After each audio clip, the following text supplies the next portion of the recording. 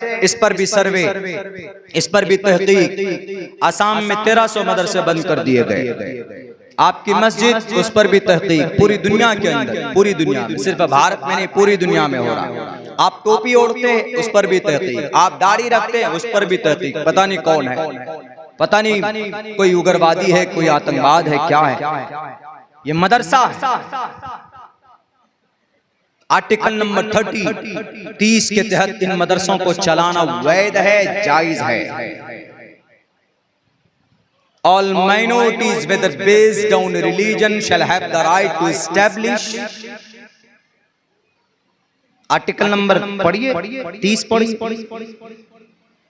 मैं तो थोड़ा और 2 कदम आगे बढ़कर मैं थोड़ा ये कहता हूं कि हमारे मदारिस के अंदर भारत के संविधान को पढ़ाया जाना चाहिए। चूंकि इस मुल्क हिंदुस्तान में रहते हैं तो संविधान को फॉलो करना दैट इज वेरी इंपॉर्टेंट। और ये शरीयत और सुन्नत के खिलाफ नहीं है। देश से, मुल्क से मोहब्बत करना कुरान और सुन्नत के खिलाफ नहीं है। हमारे अकाबिरीन ने किया, बड़ी मोहब्बत की है। मैं बताऊंगा कि आप अपने अगर कुरान पर, शरीयत पर अमल करते हैं, आपका कुरान सिर्फ इबादत के लिए नहीं है। जनाब मोहम्मद रसूलुल्लाह की जिंदगी सिर्फ आपको जन्नती बनाने के लिए तो है ही, लेकिन आप दुनिया में अगर उससे फायदा हासिल करेंगे तो दुनिया में भी आप कामयाब होंगे। ये जो यहूदी जुडाइज्म आज इतने दुनिया के अंदर, पूरी दुनिया के अंदर में आन बान शान के साथ जिंदगी गुजार रही है, ये कौम कहां से फायदा उठाया उन्होंने? उनके बाइबल में, उनके इंजील में, मता, मरकस, लूका, यूहन्ना, बरनयास में उनसे रहनुमाई हासिल की नहीं। उसने आपके कुरान को, आपकी हदीस को 100 मर्तबा रिसर्च करके कामयाबी के नुस्खे निकाले उन्होंने। और हम अलंबरदार, कुरान और हदीस के हम दीवाने, नामी मुसलमान रब को पसंद नहीं है। रब को कामी मुसलमान पसंद है, अमली मुसलमान पसंद है। इसीलिए जरूरत, आज के जमाने में जरूरत है आप कुरान करीम को, उसमें आप कुरान करीम को पढ़िए, उससे इस्तिफादा कीजिए। बहुत सारी वो बातें हैं जो हमारे कुरान और शरीयत के अंदर छुपी हुई हैं, जो लोग पहले जमाने के अंदर, आज जो दुनिया के अंदर लोगों ने इतनी तरक्की की, किनके दिए हुए? ये मदरसा आज से नहीं है। यूरोप जो अपने आप को बहुत बड़ा तुर्रम खां समझता है, ये उस वक्त जिहालत के अंधेरे में थे जब स्पेन के अंदर मदारिस के अंदर लेबोरेटरी चला करते थे। मदारिस के अंदर वैज्ञानिक पढ़कर निकलते थे। मदारिस से बड़े बड़े फादर ऑफ केमिस्ट्री कौन है? केमिस्ट्री स्कूल के सिलेबस में है, जाबिर इब्न हय्यान है। कहां से निकले? मदरसे से पढ़ करके निकले हैं। अबुल कासिम अज़-ज़हरावी डॉक्टर ऑपरेशन करेगा तो जब तक अबुल कासिम अज़-ज़हरावी के वो इंस्ट्रूमेंट को इस्तेमाल नहीं करेगा, उनके सीजर को, उनके ब्लेड को इस्तेमाल नहीं करेगा, तो कोई भी डॉक्टर ऑपरेशन नहीं कर सकता। किस बाप ने नक्शा बना कर दिया? अबुल कासिम अज़-ज़हरावी ने बना कर दिया है, जो एक वक्त में मदरसे में बैठकर हिदाया और जलालैन पढ़ाया करते थे। ये तो छोड़ो जनाब, शेख हुसैन इब्न अली सीना जो 10 लाख अल्फाज से किताब लिखता है जिसका नाम अल कानून, जिसके अंदर डॉक्टरी के सारे फार्मूले मौजूद हैं। ये 11 साल की उम्र में एक मदरसे के अंदर हाफिज कुरान बन जाते हैं। इसीलिए दुनिया गुलामी करती है आपके कुरान और हदीस की। आप उस पर अमल, रिसर्च करके आपके खिलाफ वो उसको इस्तेमाल करते, और हम और आप तो वो हैं पेदरम सुल्तान बूद वाला मामला हो गया कि सब कुछ हमारे पास है, लेकिन जनाब बस हमारे पूर्वज ऐसे थे, हम आज के जमाने में कुछ नहीं करते। ऐसा नहीं, आपको मैदान में आना होगा, आपको कुरान और शरीयत के मैदान में आना होगा, उसको जानना होगा, उस पर अमल करना होगा, तो इंशाअल्लाह तबारक व तआला दुनिया आपके कदमों के नीचे होगी। ये 1.5 करोड़ की आबादी वाली कौम पूरी दुनिया के अंदर इसकी हुक्मरानी है, कैसे कामयाब भी पता है आपको? 1.5 करोड़ पूरी दुनिया में, और आप कितने हैं पूरी दुनिया में? 1.5 नहीं 2 अरब।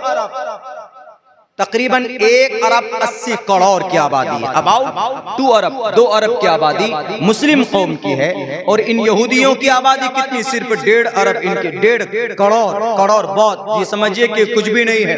1.5-2 अरब के सामने 1.5 करोड़ की कोई हैसियत है? कुछ भी नहीं है। लेकिन पूरी दुनिया को अपनी मुट्ठी में उन्होंने किया है। कैसे किया है? 3 बातें मैं पेश करूंगा आपके सामने, आपके कुरान और आपकी हदीस के ऊपर रिसर्च करके उस पर अमल किया उन्होंने। और आज हम मुसलमान बस कुछ नहीं, नामी मुसलमान बनकर रह गए हैं। जनाब मोहम्मद रसूलुल्लाह की कोई सुन्नत हमारी जिंदगी के अंदर नहीं पाई जाती है। मेरे भाइयों, आपके पास ईमान है, आपके पास बड़ी कीमती दौलत है। इस ईमान को मुज़य्यन करने के लिए, इस ईमान को मजबूत करने के लिए जनाब मोहम्मद रसूलुल्लाह सल्लल्लाहु अलैहि वसल्लम की सुन्नत पर अमल करना जरूरी है। सिर्फ नाम से नहीं चलेगा, बल्कि अमल करना जरूरी है। और नबी पाक अलैहिस्सलाम की सुन्नत पर शान से अमल करो। अगर कोई कुछ बोलता है कि तुम जिहादी हो, तुम फसादी हो, तुम लुटेरे हो, तो तारीख गवाह है।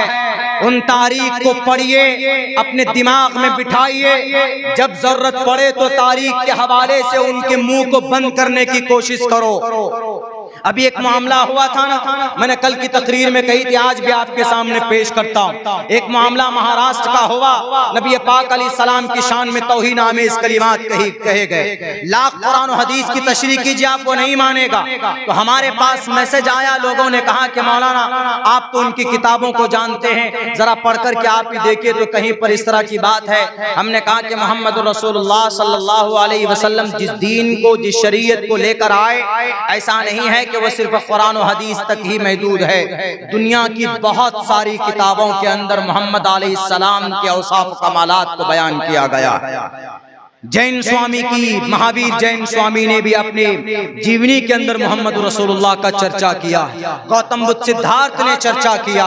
यहाँ तक कि हमारे सनातन धर्मी भाई हैं, उन्होंने तो बाज़ाब्ता नाम ले करके मोहम्मद अलैहिस्सलाम की पैदाइश की जगह माँ बाप का नाम का भी चर्चा किया। पंडित केवल आनंद जोशी ने, डॉक्टर वैद प्रकाश उपाध्याय ने। तो हमने जब तहकीक की, उन्होंने एक बात ये कही कि आपके नबी तो 6 साल की बच्ची से निकाह कर बैठे, 9 साल की छोटी बच्ची को अब बीवी बनाकर लेकर आए। आपके नबी इतने बड़े जालिम हैं, आपके नबी एक छोटी बच्ची पर तरस नहीं खा रहे हैं। 50 साल का एजेड आदमी एक 9 साल की बच्ची से निकाह, हाउ इज इट इम्पॉसिबल? ये कैसी नामुमकिन चीज को मुमकिन में बदल दिया है? इस सवाल का जवाब दुनिया के सामने आप रखेंगे, मॉडर्न दुनिया के सामने में, तो दुनिया यही समझेगी कि यकीनन ये जुल्म है। आप कुरान और हदीस के लाख दलाइल पेश कीजिए, वो नहीं मानेंगे। हमने कहा कि कुरान और हदीस तो है ही, वो तो मुसद्दक कलाम है। कुरान हमारा मुसद्दक है, अल्लाह के नबी की हदीस, कई हदीस के अंदर ये बात वाज़े तौर पर है कि हाँ, मोहम्मद रसूलुल्लाह ने 9 साल की उम्र में अम्मा आयशा सिद्दीक़ा रज़ियल्लाहु ताला अन्हा को अपनी बीवी बनाकर घर पर लेकर आए। इसमें कोई शक नहीं, इसमें हम कोई वो नहीं कह सकते कि नहीं इतनी उम्र नहीं थी, इतनी उम्र थी, उतनी ही उम्र थी। हाँ, एक कुछ लोगों ने ये बात कही है कि 12 या 13 या 14 साल की उम्र रही होगी।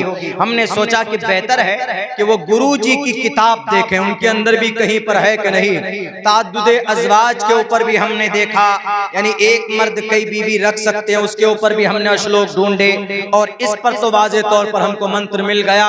उसमें लिखा हुआ था 30 वर्षा,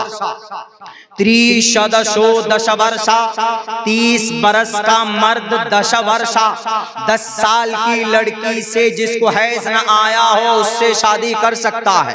महाभारत का मंत्र है, देखिए, हिंदू भाइयों का पवित्र ग्रंथ है। 30 वर्षा भार्गो विंदे ने नग्निकाम, नग्निकाम सगाई को बोलते हैं, संस्कृत में शादी को बोलते हैं। 30 बरस का मर्द 10 साल की बच्ची से निकाह कर सकता है, शादी कर सकता। आगे देखे, एकविंशति वर्षा, एकविंशति 20 को बोलते हैं विंशति। संस्कृत जो लोग जानते हैं, जो लोग स्कूलों में पढ़ते हैं, उनको एक सिलेबस पढ़ाया जाता है, एक चैप्टर ये भी रखा जाता है संस्कृत में। एकविंशति, 20 को विंशति बोलते हैं, 10 को दशा बोलते हैं। एकम द्वे त्रीणि चत्वारि पंचाशत् सप्त अष्ट नव दश एकादश द्वादश त्रयोदश चतुर्दश पंचादश षोडश सप्तादश अष्टोदशा विंशति 20 को बोलते हैं, एकविंशति 20 बरस 21 बरस का मर्द वा सप्रावर्षा 7 बरस की लड़की से विवाह कर सकता है। तो ये तो बात मिल गई कि भाई हमारे नबी अगर 9 साल की अम्मा आयशा से आप बीवी बना सकते हैं, तो महाभारत के अंदर भी कहा गया है कि 21 बरस का मर्द 7 साल की बच्ची से विवाह कर सकता है। और फिर अम्मा आयशा 9 साल की उम्र में बालिग हो चुकी थी। वहां के क्लाइमेट के हिसाब से, वहां के मौसम के हिसाब से, ज्यादा वाज़ेह वजाहत नहीं करूंगा, आपको समझाने के लिए इतनी बात बताता हूं। आप सब गोरे गोरे हैं अल्हम्दुलिल्लाह, सब गोरे हैं, सबकी असल अब शक्लें अच्छी है। अल्लाह ने आपको बहुत बेहतरीन सांचे में ढाला है। लक़द ख़लक़नल इंसान फ़ी अहसनि तक़वीम। लेकिन आप केरला चले जाए, उधर जलसे में जाते हैं तो सब काले दिखते हैं, सब के सब काले नजर आते हैं। इतने काले होते हैं कि साउथ के लोग देखकर आप डर जाएंगे किसी किसी, इतने काले होते हैं। क्यों भाई? भारत में वो भी रहते हैं, आप भी रहते हैं, आप उत्तर प्रदेश में रहते हैं, हम बिहार में रहते हैं, वो साउथ में रहते हैं। सबसे ज्यादा मुहज्जब इलाका भारत में साउथ का एरिया पाया जाता है। केरला है, तमिलनाडु है, आंध्र प्रदेश है, वगैरह वगैरह, कर्नाटक वगैरह। लेकिन वहां पर इतने खूबसूरत लोग नहीं होते, बहुत काले होते हैं। अब वो अल्लाह से जब जंग करें कि हम लोगों को काला क्यों बनाया, उत्तर प्रदेश के घोसी वालों को खूबसूरत क्यों बनाया आपने? तो अल्लाह कहता है कि भाई ये हमने वो आबो हवा पर हमने डिपेंड कर दिया। आप बाइक में, आप एसी गाड़ी में बैठकर जाएं, जब सड़क कहीं पर बन रही होती है तो कितनी धूल उसमें है, धूल गर्द गुबार। आप जाएंगे एसी गाड़ी में तो आप बेहतर बन निकलेंगे, आपको कोई आपकी शक्ल चेंज नहीं होगी। लेकिन आप बाइक में जाइए, उसी रास्ते में आपको पहचानने से आपके बच्चे इनकार कर देंगे कि कौन महापुरुष आ गया है। तो ये मौसम के ऊपर डिपेंड करता है। तो अरब में गर्म मौसम है। चाइना का एक 50 साल का बुढ़ा आपके सामने लाकर खड़ा कर दिया जाए तो आपके सामने लगेगा कि he is a young boy, he is a look like अ सलमान खान। ये तो बहुत खूबसूरत, ये तो 16 साल का यंग आ गया। चाइनीज को उनकी उम्र का पता नहीं लगा सकते आप। मोच वोच कटे हुए चपटे मुंह के होते हैं, नेपाल में भी ऐसे होते हैं। हमारे यहाँ से नेपाल बहुत करीब है। तो आप देखेंगे कि भाई 50 साल का है, लेकिन शक्ल के एतबार से उम्र की अंदाजा नहीं लगा सकते। लेकिन कुछ इलाके ऐसे होते हैं कि भाई 15-16 साल का लड़का देखकर आप कहेंगे तुम्हारी उम्र 30 साल लग रही है। तो ये डिपेंड करता है क्लाइमेट पे, वेदर के ऊपर। तो इसलिए अम्मा आयशा सिद्दीक़ा रज़ी अल्लाह ताला अन्हा 9 साल की उम्र में बालिगा हो चुकी थी। उनके ऊपर कोई भी लान छान नहीं लगा सकते। अगर आपको लगाना है, आपको इस हदीस पर एतराज है, तो पहले महाभारत को पढ़िए। उसके अंदर साफ, उसके अंदर उम्र की तायीन की गई, त्रिशदशो। इसकी तशरीह नहीं कर सकते कुछ और। त्रिशदशो, त्रि मने 3, सदशो सदा, सदशो 10।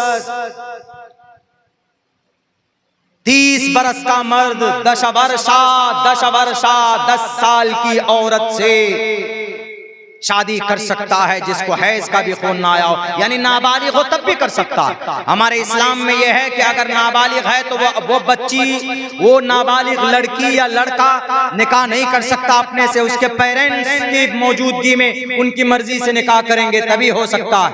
और हजरत अम्मा आयशा सिद्दीक़ा रज़ी अल्लाह ताला अन्हा का निकाह उनके अब्बा मोहतरम हजरत अबू बकर सिद्दीक और उनकी माँ की इजाजत से, उनकी मर्जी से निकाह हुआ था। ऐसा नहीं कि मोहम्मद रसूलुल्लाह ने कोई जोर जबरदस्ती की हो, बल्कि बाज़ाब्ता तौर पर पैगाम निकाह भेजा गया।